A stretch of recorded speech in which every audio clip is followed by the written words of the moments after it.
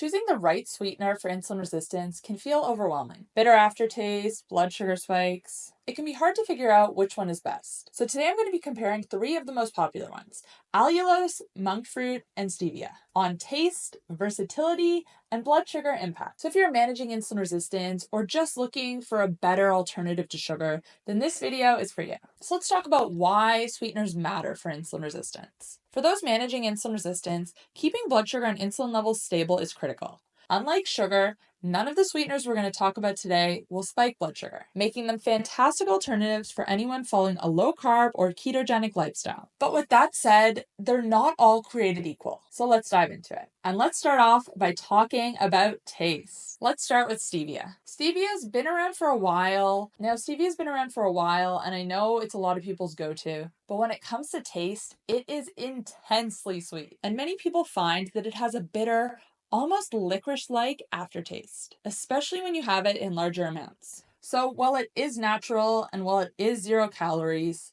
the taste can be polarizing. Next, let's talk about monk fruit. It has a pleasant sweetness, but it can sometimes taste overly potent or even metallic. Now, another downside here is that many monk fruit products are blended with erythritol, which causes digestive distress for some people. I will say that monk fruit does work well for cold recipes, but it doesn't caramelize well when baking. And finally, we have allulose. Now, personally, I find that allulose has a sugar-like sweetness, but it doesn't have the aftertaste of stevia, and it's not as overpowering. Now, it's slightly less sweet than sugar, so when you're using it as an alternative, you use slightly more. And I think this is a good thing that it's a bit less sweet, because with stevia, if you add even a little bit too much, you might be in trouble. Now let's talk about versatility and how it works with cooking. Now I'd say stevia works pretty well for sweetening drinks, but it's not great for using in baking. It lacks the bulk that sugar provides, so you'll often have to pair it with other ingredients to achieve the right texture, and this can complicate recipes. Now monk fruit does dissolve well,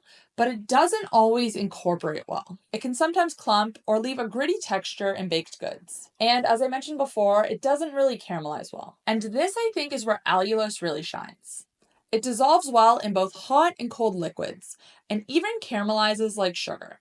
So whether you're sweetening your coffee or making baked goods, allulose provides the texture and consistency you'd expect from sugar, without the glycemic impact. Now I know I kind of spoiled it at the start, but all 3 of these have 0 impact on blood sugar. They can come with other side effects, however, depending on how much you consume. With stevia, when it's consumed in large amounts, it can cause bloating. A lot of people do find monk fruit a bit hard to digest. Now, personally, I have found that allulose agrees the most with me. It is known to be pretty gentle on digestion, but again, if you consume too much of it, then you might run into issues. Now, personally, allulose wasn't on my radar until last year. I started using it about mid last year, adding it to my coffee, and just anytime I needed a little bit of sweetness in something. And as someone who used to use stevia quite often, this just completely blows it out of the water. I don't totally hate the taste of stevia. Yes, it's sweet, but it doesn't taste like sugar. To me, allulose does. And this is why I think it's perfect for managing insulin resistance. It's low glycemic and it has no bitter aftertaste. Now, the one I've been using since mid last year